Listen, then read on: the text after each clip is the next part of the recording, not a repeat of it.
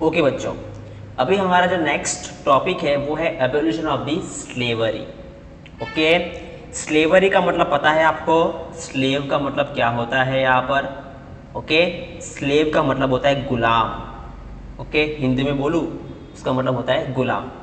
Okay, तो यहाँ पर जो है वो उसको एबोलिश किया गया, मतलब खत्म किया गया। ओके, होता क्या है इसका सिंपल सा मतलब समझाता हूँ मैं आपको कि प्रॉपर एग्रीकल्चर में या प्लांटेशन कुछ काम करने में, ओके, जो यूरोपियन जो लोग थे वो वहाँ पे खुद काम नहीं करते थे, वो कहीं अफ्रीका से जो है वो बंदे लेके आते थे। ओके, अफ्रीका से लोगों को लेके आते थे बांध के। ओके, और उनको जो है वो मार्केट में जाके बेचते थे, यूरोपियन मार्केट में।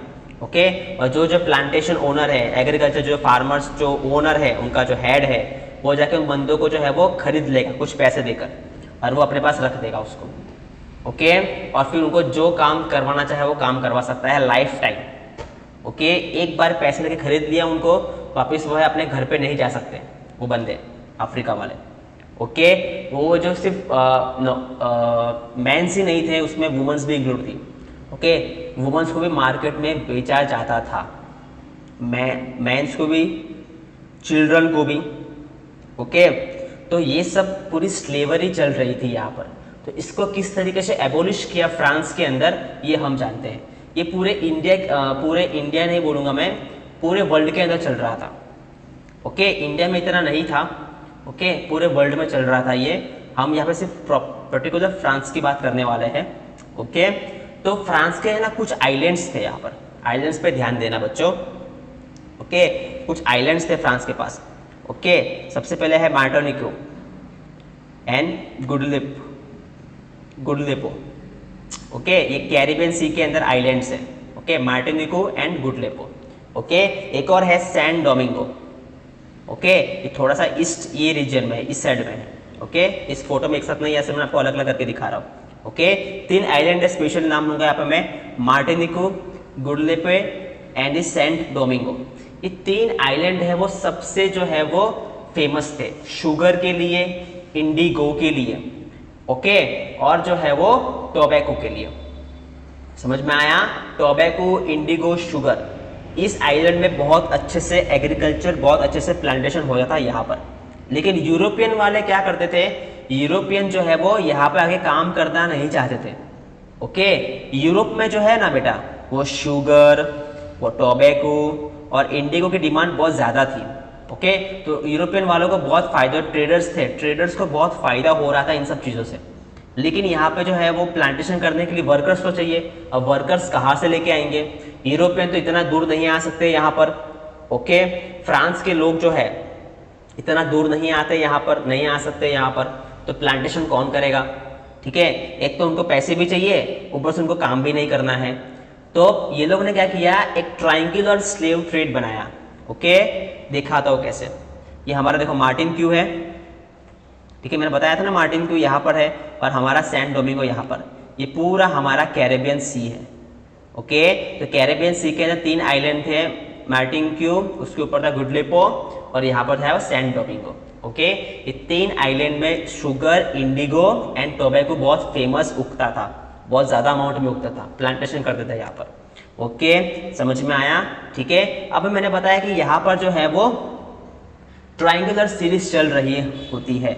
ओके, देखो वो तीनों आइलैंड्स है वो यहाँ पर है।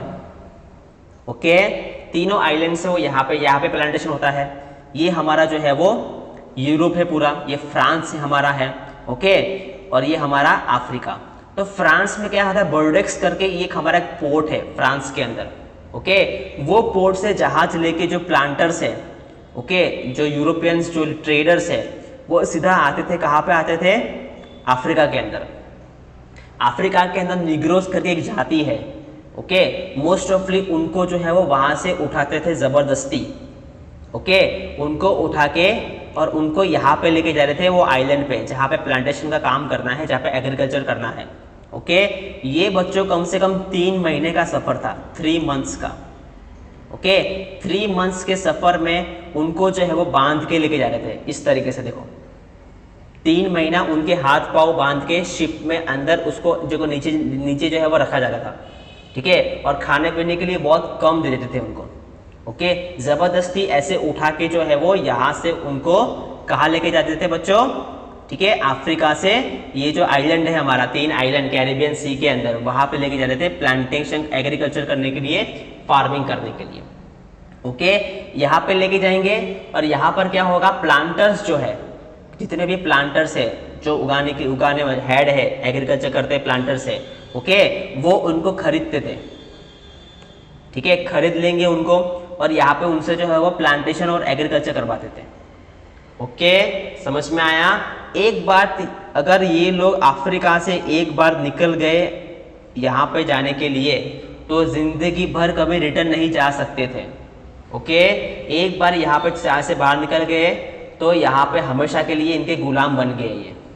ओके, समझ में आया। इसमें वुमेन्स भी इंक्लूड है, छोटे छोटे बच्चे भी इंक्लूड है। मतलब कभी कभी ऐसा भी होता था कि छोटा बच्चा 10 से 12 साल का बच्चा एक बार अपने मॉम डैड से अलग हुआ यहाँ पर, ओके, तो जिंदगी भर उसके मॉम डैड कहाँ गए, क्या हुआ, कभी उनका मॉम डैड को वापस देख नहीं पाएगा वो। ओके, एक छोटी लड़की अगर यहाँ से वो उनको स्लेवरी करके उठा के लेके चले गए तो जिंदगी भर क्या होगा, उनके मॉम डैड के साथ कहाँ रहेंगे, दोनों मॉम डैड और जो उनके बच्चे होते हैं कभी आपस में शक्ल भी नहीं देख पाते थे लाइफ टाइम। ओके, जहाँ पे काम करते थे वहीं पे वो लोग मर जाते थे।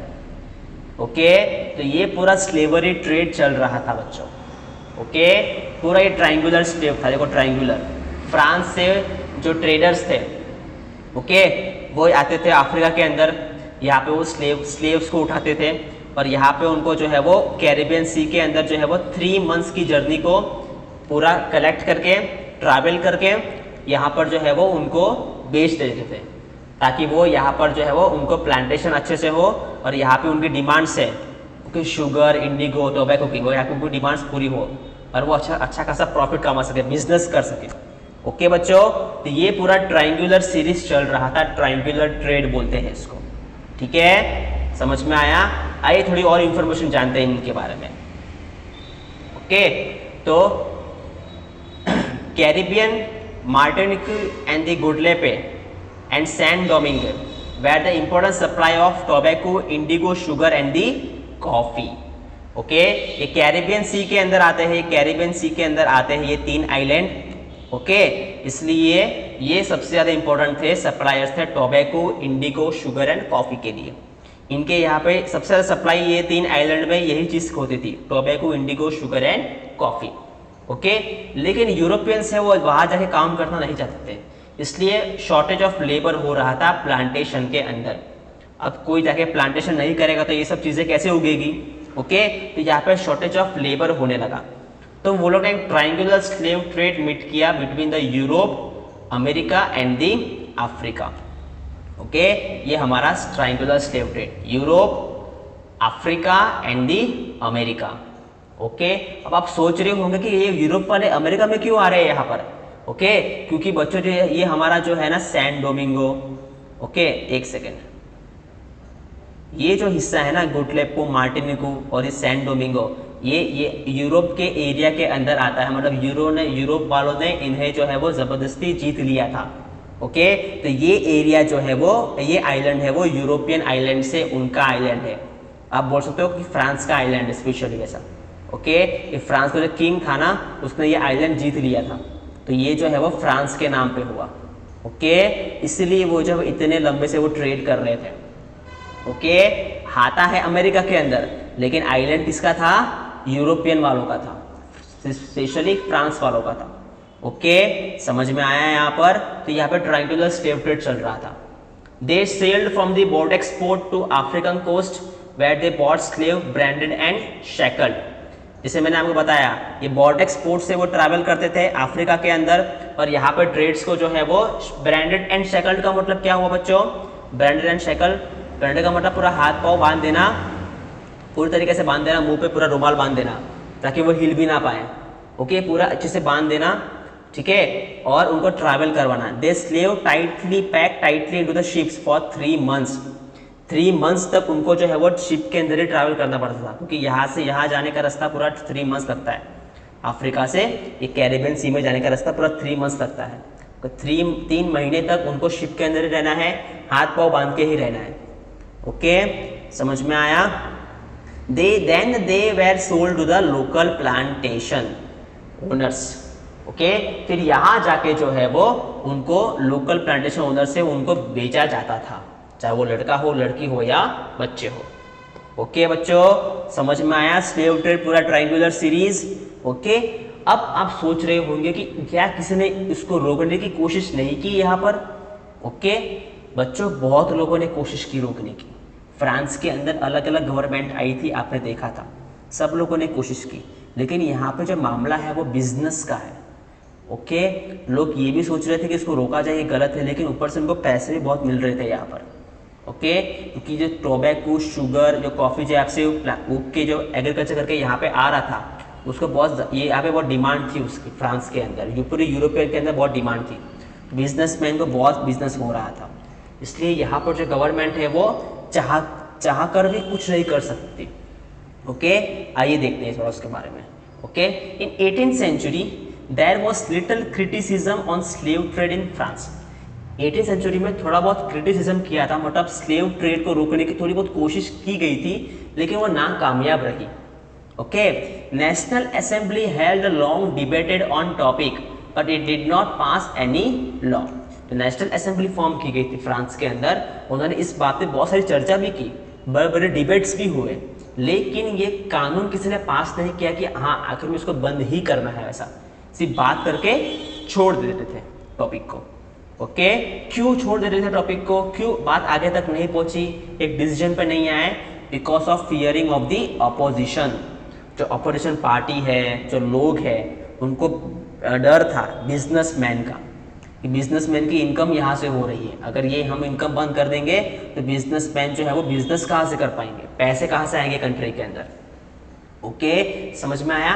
फाइनली जो है वो जैकोबिन्स क्लब, जब जैकोबिन्स क्लब, ओके, मैक्सिमिलियन रॉब्सपायर जब आया था, ओके, जैकोबिन्स क्लब ने जो गवर्नमेंट फॉर्म की थी, फाइनली तब 1794 में कन्वेंशन, मतलब जैकोबिन्स क्लब की जो गवर्नमेंट फॉर्म हुई थी ना, उनका नाम था कन्वेंशन। कन्वेंशन जो है वो उन्होंने जो है वो सारे स्लेव को फ्री कर दिया गया था, France overseas positions. Okay, overseas position जितने भी ओवरसीज से, मतलब समुद्र पार से आए हैं लोग जो एज ए स्लेव काम कर रहे हैं, सबको फ्री कर दिया। ओके, आप जा सकते हो वैसा। बट जब वो गवर्नमेंट फॉल डाउन हुई, रॉब्सपियर, मैक्सिमिलियन जो है वो फॉल डाउन हो गया। ओके, तो यहाँ पर जो है वो 10 साल बाद जब नेपोलियन आया यहाँ पर वापिस गवर्नमेंट फॉर्म करने के लिए, मिलिट्री रूल लेके, तो उसने 10 साल बाद वापिस इसको री इंट्रोड्यूस कर दिया। ओके, वापिस चालू कर दिया स्लेव ट्रेड। ओके, कुछ साल बाद जो है वो plantation owner, okay, plantation owner मतलब यहाँ पे जो उगाते थे ना इस एरिया में, उनको बोलते हैं प्लांटेशन ओनर। उनको समझ में आया कि ऐसा नहीं करना चाहिए, किसी को इतना ज़बरदस्ती से बांध के लेके आना, काम करवाना, ये बहुत गलत है, ये इंसानियत के लिए बहुत गलत है। ओके, तो उनको समझ में आया, देखो यहाँ पे लिखा हुआ है, plantation owner understood that freedom including enslave Africans Negroes in pursuit of that economic interest. उनको समझ में आया कि फ्रीडम कितनी इंपॉर्टेंट है। ओके, समझ में आया? तो यहाँ पर जो है फाइनली जो है वो स्लेव है, स्लेवरी पूरी तरीके से एबोलिश हुई 1848 में। ओके, समझ में आया? तो इस तरीके से पूरा स्लेव ट्रेड चल रहा था between the Europe, Africa and the America. ठीक है, बहुत से लोगों ने बहुत कुछ झेला यहाँ पर, ठीक है, लेकिन फाइनली स्लेवरी जो पूरी तरीके से क्रॉस एबोलिश हो गई 1848 में। ओके बच्चों, समझ में आया? आई होप आपको ये टॉपिक समझ में आया हो। ठीक है, मिलते हैं नेक्स्ट टॉपिक के ऊपर।